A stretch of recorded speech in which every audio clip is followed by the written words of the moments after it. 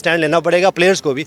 हमेशा players stand लेते हैं तो इसका फिर इम्पैक्ट होता है। क्रिकेट आपके सामने है, चेंज होगी। ये सिर्फ ये नहीं है कि सिर्फ आपने चौके छक्के ही आपने लगाने, बल्कि ऐसा नहीं है कि आपकी डोमेस्टिक में प्लेयर्स नहीं है, डोमेस्टिक में भी प्लेयर्स मौजूद हैं। डिजर्विंग प्लेयर्स हैं, उनको आप जब आप उनको इनकरेज करेंगे, उनको मौका देंगे तो आपके सामने रिजल्ट। मुझे इतनी खुशी हो रही है कि राशिद भाई PSL का दोबारा हिस्सा बने। ऐसे लोगों का होना बहुत ज़रूरी है। ठीक है, हमारे अपनी भी रोज़ी लगी हुई है। जो डिजर्विंग प्लेयर हैं उनको आप इनकरेज करें और उनको खिलाएं। तो मेरे ख्याल से ऐसा नहीं है कि आपकी डोमेस्टिक में प्लेयर्स नहीं है, डोमेस्टिक में भी प्लेयर्स मौजूद हैं। लेकिन जो देखिए, एक मिसाल आपके सामने साहबजादा फरहान की है और हम लोगों ने इनके लिए बात करनी शुरू की थी। अगर आपको याद हो तो 2-3-4 साल पहले हम सब बैठे होते थे और साहबजादा फरहान के लिए बात करते थे कि एक ऐसा प्लेयर है जो सिर्फ T20 में नहीं, वाइट बॉल क्रिकेट में नहीं, बल्कि रेड बॉल क्रिकेट में भी परफॉर्म कर रहे हैं और इनका होना बहुत ज़रूरी है।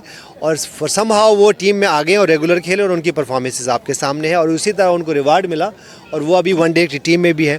तो मेरे ख्याल से देखिए, जो डिज़र्विंग प्लेयर्स हैं उनको आप जब आप उनको इनकरेज करेंगे, उनको मौका देंगे तो आपके सामने रिज़ल्ट है। इसी तरह हम जो कोचिंग स्टाफ की बात कर रहे होते हैं, हम बहुत सारी मैनेजमेंट की बात कर रहे होते हैं, तो जो डिज़र्विंग है, ऐसा नहीं है कि डिज़र्विंग लोग आपके पास मौजूद नहीं है। डिज़र्विंग लोग मौजूद हैं जो कि इस कंट्री के लिए, इस मुल्क के लिए डिलीवर करना चाहते हैं। तो वो राशिद भाई आपके सामने है। देखिए, मुझे इतनी खुशी हो रही है कि राशिद भाई PSL का दोबारा हिस्सा बने, मेरे ख्याल से 6-7 साल के बाद।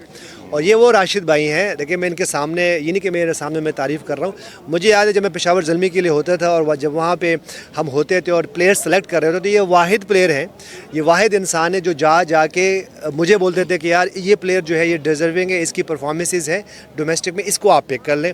फिर यही होते थे, ये दूसरी टीम के पास जाते थे और जो इनके, क्योंकि कुलीग ज़्यादातर हम या इनके अंडर खेले हुए जितने भी आपके सर्किट में प्लेयर्स हैं या लोग हैं, या इनके साथ खेले होते थे या इनके अंडर में खेले होते थे, ये जाके उनको इनकरेज करते थे।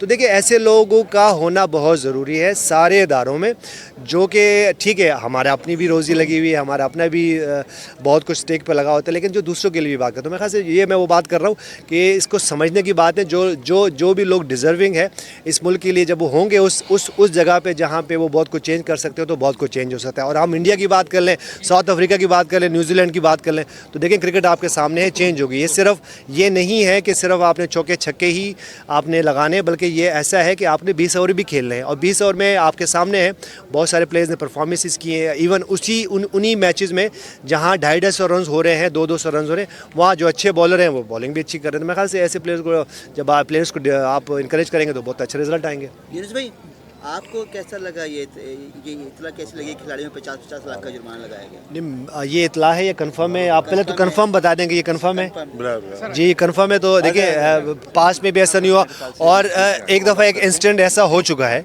जब हम 2003 के वर्ल्ड कप के बाद हम वापस आए तो राशिद भाई कप्तान बने और राशिद भाई को एक मैसेज मिला उस वक़्त की बोर्ड से कि डेलियाँ हाफ, मैच फीस हाफ। और अगर राशिद भाई को याद हो तो कुछ एक आधे प्लेयर ने उस पर स्टैंड लिया था और फिर वो चेंज हो गया। तो मेरे ख्याल से स्टैंड लेना पड़ेगा प्लेयर्स को भी।